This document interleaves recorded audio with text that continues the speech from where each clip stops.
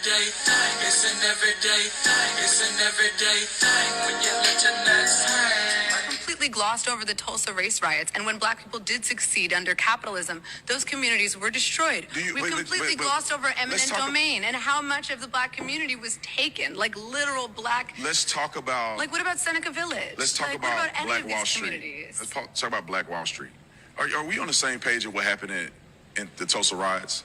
Debunking MAGA History, episode 27. Y'all know why the fuck I'm here, and I cannot believe this man willingly went on Jubilee. Just got tore the fuck up, so let's talk about Tulsa. Tulsa race war? It depends. What do you think happened? Well, I know what happened. There was a conflict between black and white people. There was a fight between the two. White people got the best of black people in Tulsa. They are not on the same page. Well, no. let me finish and you tell me where I'm wrong. In that fight, there was a lot of black businesses destroyed in Tulsa, Oklahoma. They rebuild, I don't know, maybe 3 or 4 years later, and they begin to continue to succeed. Is that not factual? Yeah, not factual, kind of starting at the end here, but the idea they were all able to rebuild and continue succeeding is complete and utter bullshit. Because how did the city respond? Oh, this is a great opportunity to rezone the entire area and call it industrial. Sorry, you can't reopen that black business here. This is now zoned as industrial. Not only that, people who were able to rebuild were not compensated properly because guess what? This is all industrial now, guys, so the land is nowhere near as valuable as it used to be. So we'll give you about a third for it, and you can spend the rest of your life in debt. That is if we don't just place your land in a trust overseen by white developers, because obviously they knew how to redevelop the area better than black people ever could. It was outright theft. They spent the rest of their lives trying to recover from that incident, and they were never able to. No. What's the truth? What happened there? I mean, the truth is that a community of successful black people who were succeeding under capitalism were directly targeted because they were not of directly that targeted. success. It was a conflict. Yes. It was a conflict between a black man, I believe it was a black man. It started and when a white. black man was accused of lynching, No, or not it lynching, was was not accused lynching. of a woman, and then because of that, there was this anger, and a mob started. Inappropriate behavior with a woman. There was a conflict that occurred. The first shots rang out from black people, shooting and killing several white people. Yeah, what a scumbag, man. I could never imagine willfully distorting your own history like this. The man in question was named Dick Rowland. He was a shoe shiner in Tulsa. You know what he had the nerve to do? He tripped inside an elevator, went to steady himself, touched the arm of a white woman who was attending the elevator. She screamed. Another white woman behind a counter called the police and reported it as a grape. Full-on essay. He gets arrested, but the sheriff and the prosecutors knew it was complete and utter bullshit. They were going to turn him out. That's when the local paper runs an article entitled Nab the Negro, and how the sheriff was about to let him out. A lynch mob forms around the jail.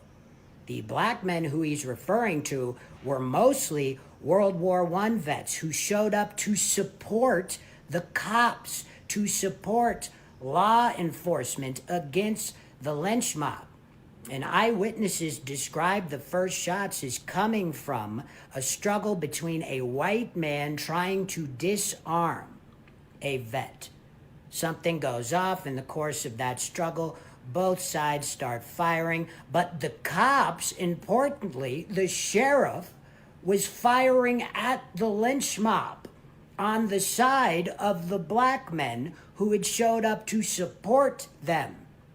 There was one side who was clearly in to extrajudicial killings, and it was not the black community. So how many black people were killed in total? Oh, I don't know how many black people were killed in total. I just know black people fired the first shot. Well, I do. Can I tell you? Well, it was okay. 300. How many and white that's people were killed? Like a low how many estimate. White people were killed? Not as many.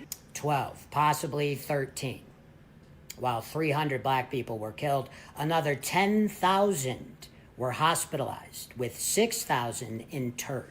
They were all functionally homeless for years after that point in time. Because it was a riot against the black community. What happened was white people came up into Tulsa, Oklahoma. Somebody said there's no World War One vets currently alive. You know when the Tulsa riots happened? I think you should Google that because like it was like a long time ago. It became a Brandon Tatum in the chat. confrontation, and white people overran the black people in that confrontation. Can I ask you, because Yeah, overran is an interesting way to put it, when it was really just a white mob burning everything to the ground with air support. They bombed Tulsa, which is still kind of a controversial element, right? So when Oklahoma did an official investigation in 2001, they still weren't willing to acknowledge that the state was clearly involved. They wouldn't state it explicitly, but logically, how the else did they have access to air support in which they could bomb the residents of Tulsa? And you know what they all did after that point in time? Made postcards out of it, yeah, featuring some of the charred corpses so they could send it to other white folks and say, look at what we did. This is something you should be proud of too, disgusting. it kind of feels like you're defending the race rioters. I'm not defending any race riots. I'm saying it's a conflict that happened. Can you acknowledge that this is one example in which white people hurt black people unjustly? You're saying... Can you just say this is one? What you're trying to say is that black people are doing their own thing and a bunch of white people just came up and destroyed all their property just because. Yes! That wasn't what happened. That it was a conflict. So, it was a okay. conflict that occurred that caused that to happen. But you... Nope, that's exactly what happened. The events themselves started with Dick Rowland, but the primary impetus for the white community was destroying Black Wall Street. They could not stand to see successful black people. Not only that, but the state viewed it as a problem as well, and why they rezoned as quickly as they did. How are we supposed to reinforce this racial hierarchy and convince all these dumb, poor that they're better than all of these rich, successful black people?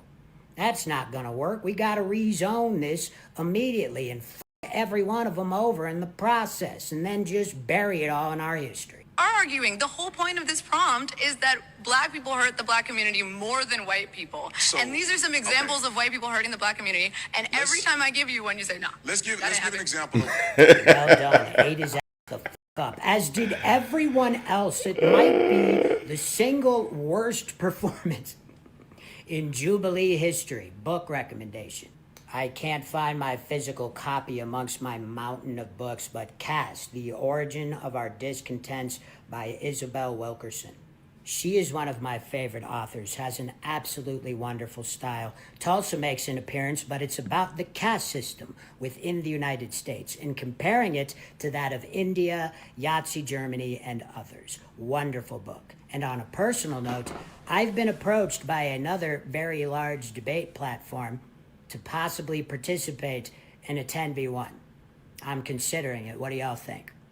I think he should go, man. Shout out to the leftist Timothy, man. What it do, everyday people, man? It's your boy PJ. Today we back with another lit video. Back in the confessional. Yes, we staying lit, big dog. Make sure y'all follow me on Everyday PJ Politics. All right, that is pinned in the comment section somewhere. I don't know if it's at the top or the bottom or wherever it may be.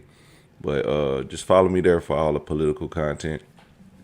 All right, so I'm going to just say, like, the information given while debunking this, like, I watched that whole little thing. All right, there was a few people, including this woman, and there was an actual professor, a teacher, that was stating facts. I thought he was good. I didn't like how the way the setup was, but it was still a great debate either way. But the teacher put in a lot of facts. This woman put in a lot of facts, which I would have liked to see the leftist Timothy talk to Brandon Tatum, because he seems very knowledgeable. And the fact that that's why the teacher ate him up so bad, because the teacher had knowledge of the things that he needed to tell Tatum. Because Tatum basically just said, he basically blames black people for everything. So the Tulsa race riot was completely on because of black people. It had nothing to do with racism. So if it had nothing to do with racism, I mean, if one man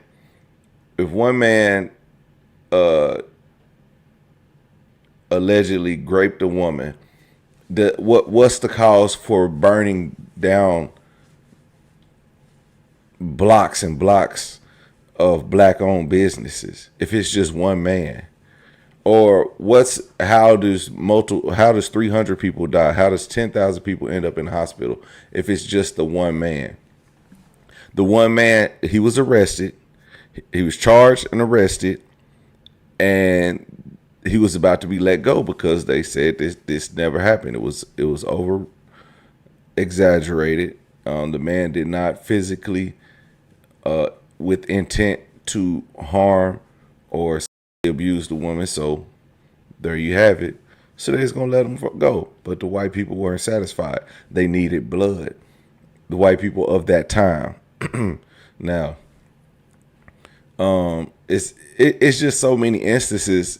There's another time. It's not as big as and popularized as the Tulsa race riots, but the cotton gins in Tatum's, Oklahoma, was owned by, a black man bought a cotton gin, a machine that did the cotton, and before then it was a white man who all the black people who were field croppers or whatever they was, field hands, they would take all their cotton to the white man, and the white man, of course, would pay them unfairly.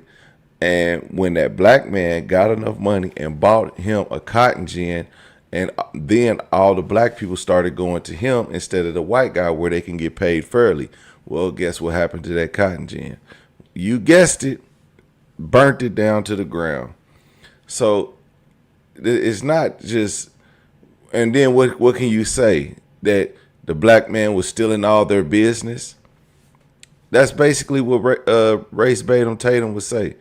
Oh, well, they was taking business from the white man. Who wouldn't be mad about a little competition?